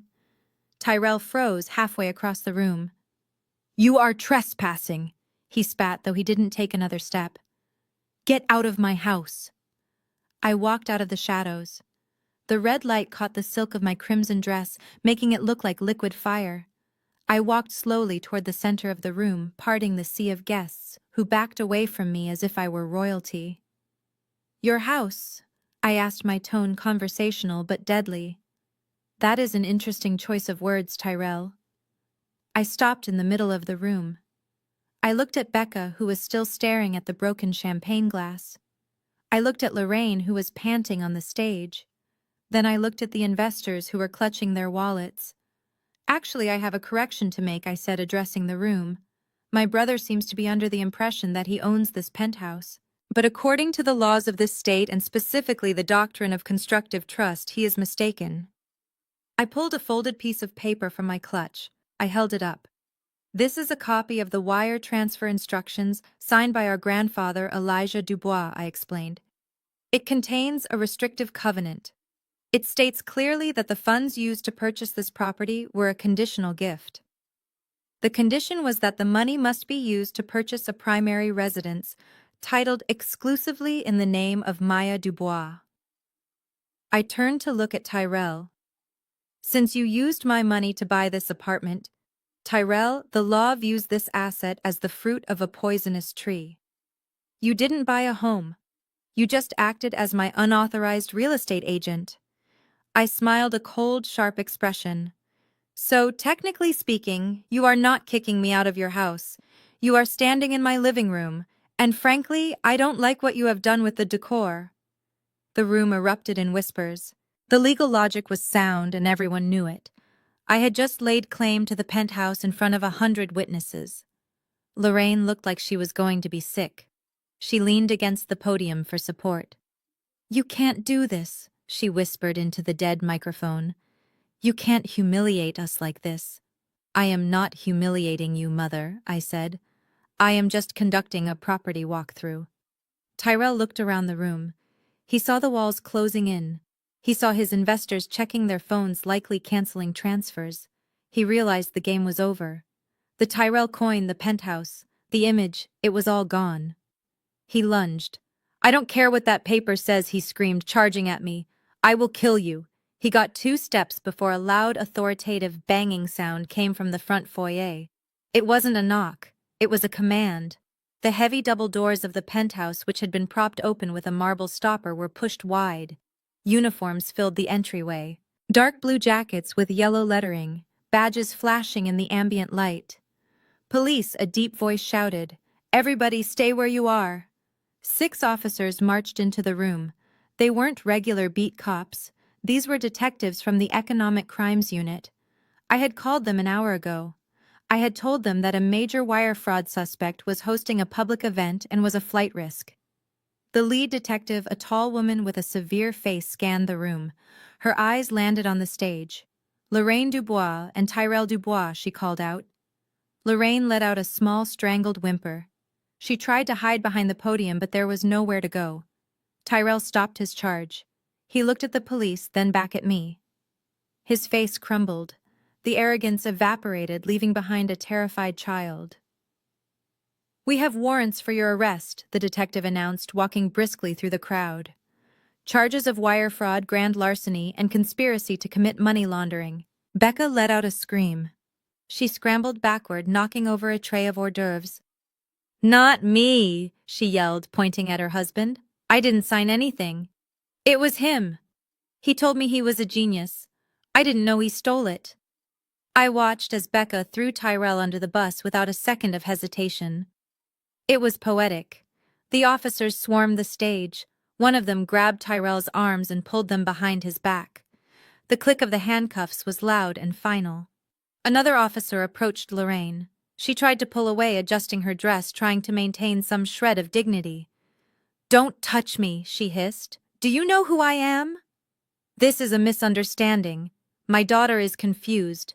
"Ma'am, you have the right to remain silent," the officer said, spinning her around. "I suggest you use it," I added softly. As they dragged my mother and brother past me, Tyrell looked at me. His eyes were filled with tears. "Maya, please," he begged. "Do something. Tell them it was a family dispute. Don't let them take me." I looked at him. I looked at the red dress I was wearing. "I can't help you, Tyrell," I said. "I am just a guest at your party." I turned back to the window, looking out at the city lights. Behind me, the sound of justice was loud and chaotic, but for the first time in my life, I felt nothing but peace. The house was mine. The money was accounted for. And the trash was finally being taken out. The chaos of the arrest was interrupted by a singular, clear sound. The chime of the elevator. It cut through the murmurs of the crowd and the drone of the police radios like a bell tolling for judgment. The silver doors slid open, and the silence that followed was heavier than the silence that had greeted my presentation. Standing there was not the frail, confused old man who had been spoon-fed applesauce by a corrupt nurse. Standing there was Elijah Dubois. He was wearing a charcoal 3-piece suit that fit him perfectly, a suit I hadn't seen him wear in 5 years. His silver hair was combed back. His shoes were polished to a mirror shine. He was holding a cane carved from ebony, but he wasn't leaning on it for support. He was holding it like a scepter. Beside him stood Mr. Henderson, looking like a proud bulldog ready to bite. My mother, who was currently having her wrists zip-tied by a police officer, let out a gasp that sounded like she had been punched in the gut. Her knees buckled, and the officer had to hold her up. "Daddy?" she whispered, her voice trembling with disbelief. "You are walking." Grandpa Elijah stepped out of the elevator. He didn't shuffle. He didn't stumble. He walked with the steady, rhythmic stride of the man who had built half the skyline visible out the window. He walked past the stunned investors. He walked past the terrified caterers. He walked straight toward the center of the room where his daughter and grandson were being detained. He stopped 3 feet away from Lorraine.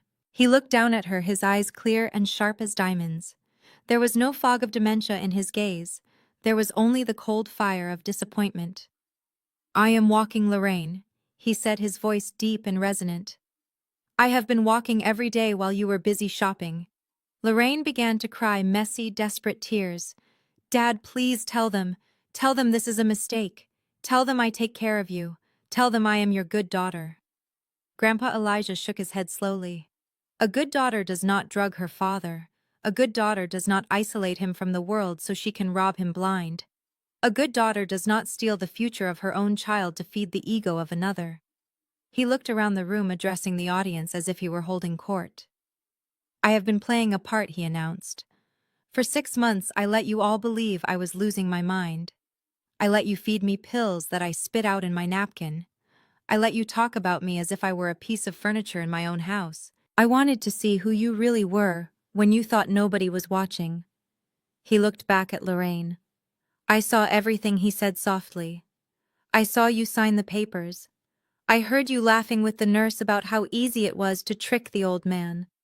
I saw you intercept the wire transfer I meant for Maya. Lorraine, you have failed. You failed as a fiduciary. You failed as a daughter. But worst of all, you failed as a mother. You sacrificed one child to spoil the other, and now you have lost them both. Lorraine sobbed, her body sagging against the police officer. I did it for the family, Dad. I did it to keep the name alive. You did it for yourself, Grandpa snapped. He turned his attention to Tyrell. My brother was pale, sweat dripping down his forehead, his hands cuffed behind his back. He looked at Grandpa with the eyes of a child who had been caught breaking a vase, hoping that a tearful apology would fix it. Grandpa, Tyrell pleaded. I didn't know. Mom told me she handled it. She told me you wanted me to have the money. I am a businessman, Grandpa, just like you. I was trying to build something. Grandpa Elijah laughed. It was a dry, humorless sound. A businessman. You are not a businessman, Tyrell. You are a con artist with a line of credit. I worked construction for 40 years. I have calluses on my hands older than you. You think putting on a suit makes you a man. You think stealing $500,000 makes you a success. Grandpa took a step closer, invading Tyrell's space. I built my legacy on concrete and steel. You tried to build yours on lies and theft. You are a disappointment, son. You had every advantage, every door opened for you, and you chose to pick the lock instead of turning the handle. Tyrell looked down at his shoes, unable to meet the old man's gaze. The lead detective stepped forward, clearing her throat. Mr. Dubois, she said respectfully, we need to confirm for the record. Are you stating that you did not authorize the transfer of these funds to Tyrell Future LLC? Grandpa Elijah looked at the detective. He looked at his daughter. He looked at his grandson. For a second, I saw a flicker of pain in his eyes. It is not easy to condemn your own blood. But then he looked at me. He saw the red dress. He saw the woman who had fought for him when everyone else had written him off. He straightened his back. I am stating that the funds were stolen, he said clearly. I wish to press full charges against Lorraine Dubois and Tyrell Dubois for fraud, embezzlement, and elder abuse. I will testify. My lawyer has all the documentation. Lorraine let out a wail that sounded like a wounded animal. No, Daddy. No. You can't send me to jail. Take them away, Grandpa said, turning his back on them. I have nothing more to say to these people. As the officers began to drag Tyrell and Lorraine toward the elevator, a commotion broke out near the front of the room. It was Becca. My sister-in-law had been standing frozen near the shattered champagne glass, watching her meal ticket get handcuffed. The reality of the situation had finally pierced through her denial. The penthouse was gone. The money was gone. The status was gone. And if she stayed attached to Tyrell, she would be dragged down with him. She moved quickly. She ran toward Tyrell as the officers were leading him past the white velvet sofa. Tyrell, she screamed. Tyrell looked up, hope flashing in his eyes. Becca, baby, call my lawyer. Tell them I am innocent. We can fix this. Becca stopped in front of him. She wasn't crying anymore. Her face was twisted into a snarl of pure disgust. Fix this, she yelled. You ruined everything. You told me you were rich. You told me you were a genius. You are nothing but a thief. She grabbed her left hand. She yanked the massive diamond ring off her finger. It was the ring Tyrell had bought 3 months ago, likely with another credit card he couldn't pay. She threw the ring at him. It hit him square in the chest and bounced off, skittering across the marble floor. "I want a divorce!" Becca shouted. "I am not going to prison for you. You lied to me. You said you were a self-made man. You are a fraud." Tyrell looked at her, stunned. "Becca." "Don't talk to me!" she shrieked. She turned to the police officers. "I didn't know anything. I am a victim here. He tricked me too. I am leaving." She didn't wait for an answer. She hiked up her stained white dress and ran for the stairs, pushing past the confused guests, desperate to escape the sinking ship. She didn't look back at the husband she had vowed to love, for richer or poorer. The moment the richer turned to poorer, she was gone. Tyrell watched her go, his jaw hanging open. The realization that his wife loved his wallet, not him, hit him harder than the handcuffs. He slumped forward, defeated, letting the officers drag him into the elevator. The doors closed. The criminals were gone. The room was silent again. Grandpa Elijah stood in the center of the penthouse, leaning on his cane. He looked at the garish white furniture. He looked at the red warning on the screen. Then he looked at me and smiled. "It is a bit tacky, isn't it?" he asked, gesturing to the apartment. I walked over to him and took his arm. "It is terrible, Grandpa," I agreed, "but the view is nice." He patted my hand. "The view is much better now that the trash has been taken out. Come on, Maya. Let's go get some real food.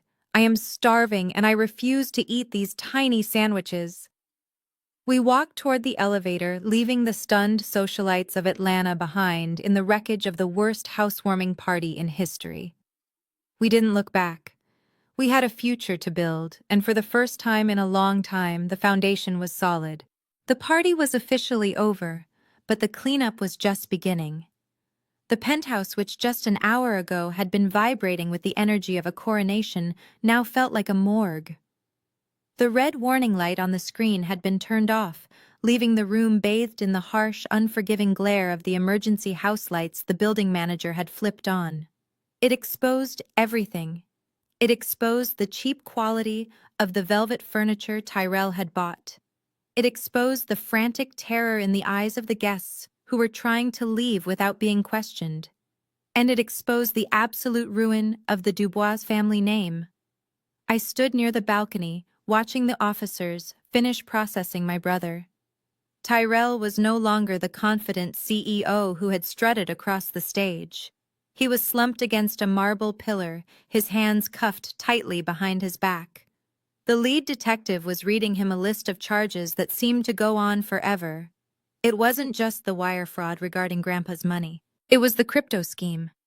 Apparently, my little demonstration with the flowcharts had given the police exactly the probable cause they needed to look deeper into Tyrell, future LLC. "You are also being charged with the sale of unregistered securities," the detective said, her voice cutting through the room. "We have reason to believe the Tyrell coin project fits the definition of a Ponzi scheme. Soliciting investments based on fraudulent assets is a felony, Mr. Dubois." Tyrell started to cry. It was a pathetic sniveling sound. "I didn't mean to," he sobbed, looking around for anyone who would listen. "I was just the face of the brand. I didn't know the compliance laws. I was going to pay everyone back once the coin took off. You have to believe me." The detective didn't blink. "That is something you can explain to a federal judge," she said. 2 officers hauled him up. As they walked him past the crowd of investors he had tried to swindle, Tyrell kept his head down. The same people who had cheered for him an hour ago were now looking at him with open hostility. One man, a prominent local developer, actually spit on the floor near Tyrell's feet as he passed. The self-made man was leaving the building in shackles, having made nothing but a mess. Then it was my mother's turn. Lorraine had been trying to negotiate with the officers near the kitchen island. She was using her most authoritative country club voice, the one she usually reserved for managers when she wanted to return a dress she had already worn. "This is ridiculous," she was saying, pulling her arm away from a young officer. "I demand to speak to your superior. I am Lorraine Dubois. I am the primary caregiver for my father. You cannot arrest me for taking care of my family finances. This is a civil matter." The officer wasn't impressed. He spun her around, not gently. "Ma'am, we have a sworn affidavit from Elijah Dubois stating that you held him against his will and administered sedatives without a prescription to keep him compliant. That is not a civil matter. That is kidnapping and elder abuse." The word kidnapping sucked the air out of the room. The guests gasped. Lorraine's face went white. She looked over at Grandpa Elijah, who was sitting calmly on a white leather ottoman watching the proceedings with the patience of a saint. "Daddy, tell them," Lorraine screamed, losing her composure entirely. "Tell them I took care of you. I hired the best nurses." "You hired jailers," Grandpa said quietly. "And you paid them with my money." The click of the handcuffs on Lorraine's wrists was the loudest sound I had ever heard. It was the sound of a 30-year reign of terror coming to an end. She struggled, kicking out at the officer, her dignity completely gone. She looked wild, her hair coming loose from its perfect bun, her sequined dress twisted. As the police began to herd the prisoners toward the exit, I realized the room was still full of people. The guests were lingering, watching the drama like it was a reality show.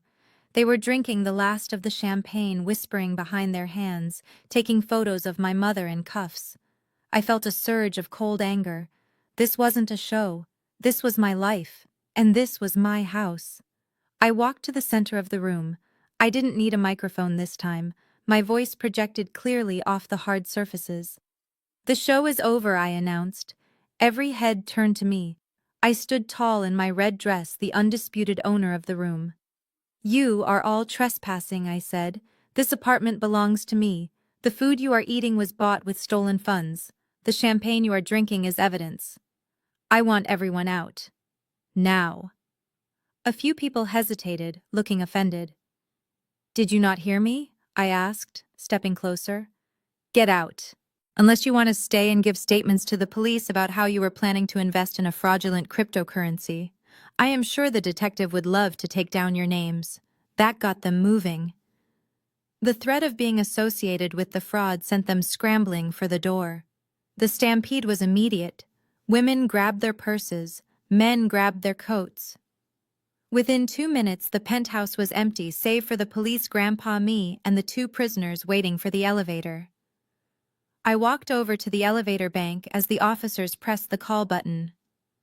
Lorraine saw me coming. She stopped struggling. She looked at me with eyes that were red and swollen. For a second, I thought she might apologize. I thought that maybe now that she had lost everything, she would finally see me. "Maya," she whimpered. I stopped a few feet away. I crossed my arms.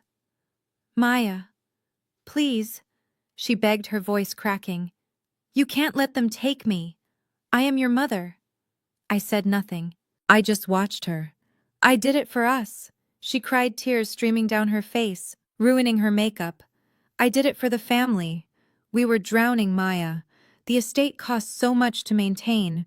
The taxes, the repairs. I was just trying to keep the Dubois name alive. I wanted Tyrell to succeed so he could support us all. I did everything for this family. How can you be so cruel? How can you be so heartless?" She leaned forward, straining against the cuffs. "I sacrificed my life for you children," she screamed. "And this is how you repay me, by sending me to jail. You are a monster." "Maya," I looked at this woman who had gaslit my grandfather, spoiled my brother, and ignored me for 3 decades. I looked at the woman who had slapped me in the library and threatened to destroy my reputation. I took a step closer. I looked her dead in the eye. "You didn't do it for the family, Lorraine," I said softly. She froze, waiting for my absolution. "You did it for your vanity," I continued. "You did it because you couldn't stand the thought of losing your status. You did it because you wanted to be the mother of a rich son more than you wanted to be the mother of a good son." I leaned in, my voice dropping to a whisper. "You sacrificed Grandpa to buy a car. You sacrificed me to buy a condo. That isn't love, Mother. That is a transaction. And you just went bankrupt. Lorraine stared at me, her mouth opening and closing, but no words came out. The truth hit her harder than any slap. She realized I saw right through her. There was no noble sacrifice. There was just greed and a desperate need to be envied by strangers. The elevator doors opened. The officers nudged her forward. Lorraine looked back at me one last time. Her eyes were empty. The Queen was dead. "Goodbye, Mother," I said. She was shoved into the elevator next to a weeping Tyrell. The doors slid shut, cutting off her sobbing. I stared at the brushed steel doors for a long moment. I expected to feel sad. I expected to feel guilty, but all I felt was the silence, the beautiful heavy silence of a problem that had finally been solved. I turned around. Grandpa Elijah was standing there leaning on his cane. He had watched the whole thing. He nodded at me. It was a nod of respect. "Is it done?" he asked. I looked around the empty penthouse. The white furniture, the marble floors, the panoramic view of the city. It was all mine now. Legally. Morally. "It is done, Grandpa," I said. "Then let's go," he said, turning toward the door. "This place has no soul, and I think I saw a Waffle House down the street. I want breakfast." I laughed. It was the first time I had genuinely laughed in a week. I walked over and took his arm. "Waffles sound perfect," I said. We walked out of the penthouse, leaving the lights on. I didn't care about the electric bill. I could afford it. I had $500,000 in equity, and for the first time in my life, I had my freedom. The sale of the penthouse at the Aurelia closed in 48 hours. I did not haggle over the price. I just wanted it gone. Every time I looked at that white marble floor, I saw the ghost of my sister-in-law dropping her champagne glass. Every time I looked at the view, I saw Tyrell's desperate, arrogant face lying to a room full of people. It was not a home. It was a mausoleum of greed. I sold it fully furnished, leaving behind the velvet sofas and the pretentious art. I wanted nothing from that life attached to me. The McLaren sold even faster. A collector from Miami bought it for cash. I used the proceeds to pay off the immediate legal fees for the estate and to reimburse the investors who had been duped by the Tyrell coin presale. I didn't have to do that. Legally, that was Tyrell's debt. But Grandpa insisted. He said a Dubois pays what is owed, even if the debt was created by a thief. It cleaned the ledger. It washed our name. With the remaining funds from the penthouse sale and the original wire transfer that was finally legally in my possession, I went house hunting. I didn't look at skyscrapers. I didn't look at gated communities with homeowners associations that police your lawn height. I looked north past the city limits where the noise of Atlanta fades into the hum of cicadas and wind in the pines. We found a ranch-style house in Marietta. It sits on 4 acres of land. It has wide hallways that are perfect for a wheelchair, though Grandpa uses his cane most days now. It has a wrap-around porch made of cedar that smells like rain when it gets wet. It has a garden that was overgrown but full of potential. It costs a third of what the penthouse cost, but it feels 10 times richer. I moved Grandpa in on a Tuesday. Watching him sit on the porch, watching the birds at the feeder, I saw his shoulders drop for the first time in years. He wasn't looking over his shoulder. He wasn't guarding his wallet. He was just an old man enjoying the sunset. The silence from the rest of the family was deafening, but I kept tabs on them. I needed to know the threat was neutralized. Tyrell is currently being held at the county detention center while he awaits trial. His bail was set at $2 million, a figure the judge chose specifically because of the flight risk. Tyrell called me once collect. I accepted the call just to hear him. He sounded small. He sounded broken. He told me that Becca had visited him once, not to bring him support but to have him sign divorce papers. And then he told me the kicker. Before she ran, Becca had accessed their joint checking account. She withdrew the $40,000 of cash he had stashed there from his initial scams. She took it all. She left him with $0 for his canteen fund and a lawyer he couldn't afford. The self-made man was now penniless, wifeless, and facing 10 years in federal prison. Lorraine fared slightly better in the eyes of the law but worse in the eyes of society. Because she cooperated with the investigation into Tyrell, to save her own skin she was granted bail. But the conditions were severe. She is wearing an ankle monitor, her passport is surrendered, and Mr. Henderson, being the shark that he is, successfully petitioned the court to strip her of any claim to the Dubois estate. She was disinherited.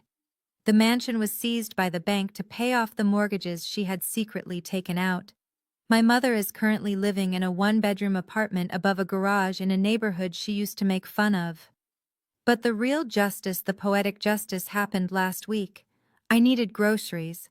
I drove to the supermarket on the edge of town, the discount one. I walked down the aisle pushing my cart, and I saw her. Lorraine was standing at register 4. She was wearing a polyester vest that was too tight.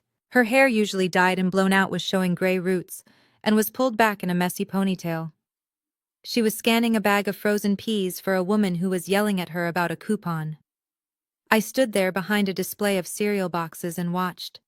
I watched the woman who used to snap her fingers at waiters, now having to apologize for a scanning error. I watched the woman who claimed she was the Queen of Atlanta beg a manager for a break. She looked tired. She looked defeated. She looked like exactly what she was. A woman who had traded her family for money and ended up with neither. She didn't see me. I didn't walk through her line. I turned my cart around and walked out. I didn't need to say anything. Her life was her sentence. Now 30 days later, the sun is warm on my face. I am sitting on a wooden dock at the edge of the small lake behind our new property. The water is still reflecting the blue sky. Next to me, Grandpa Elijah is baiting a hook. His hands are steady. He is wearing a bucket hat and an old flannel shirt. He casts the line into the water. The bobber lands with a soft plop. Ripples spread out, disturbing the reflection for a moment before the water calms again. "You know, Maya," he says softly, keeping his eyes on the water, "I never liked that penthouse view. Too high up, you can't see the ground." I smile, leaning back on my hands. "I know, Grandpa. It was cold. This is better," he says. "Real dirt, real water, real quiet." We sit there for a long time without speaking. We don't need to talk about Lorraine. We don't need to talk about Tyrell. They are part of a past that feels like a bad dream. We just watch the water. We listen to the wind. For the first time in my life, I don't feel like I have to prove anything. I don't have to be the smart one or the quiet one or the successful one. I am just Maya. And I am home. Grandpa's line tugs. He laughs, a deep, genuine sound that scares a duck nearby. "I got one," he says, reeling it in. I watch him fight the fish, his eyes sparkling with joy.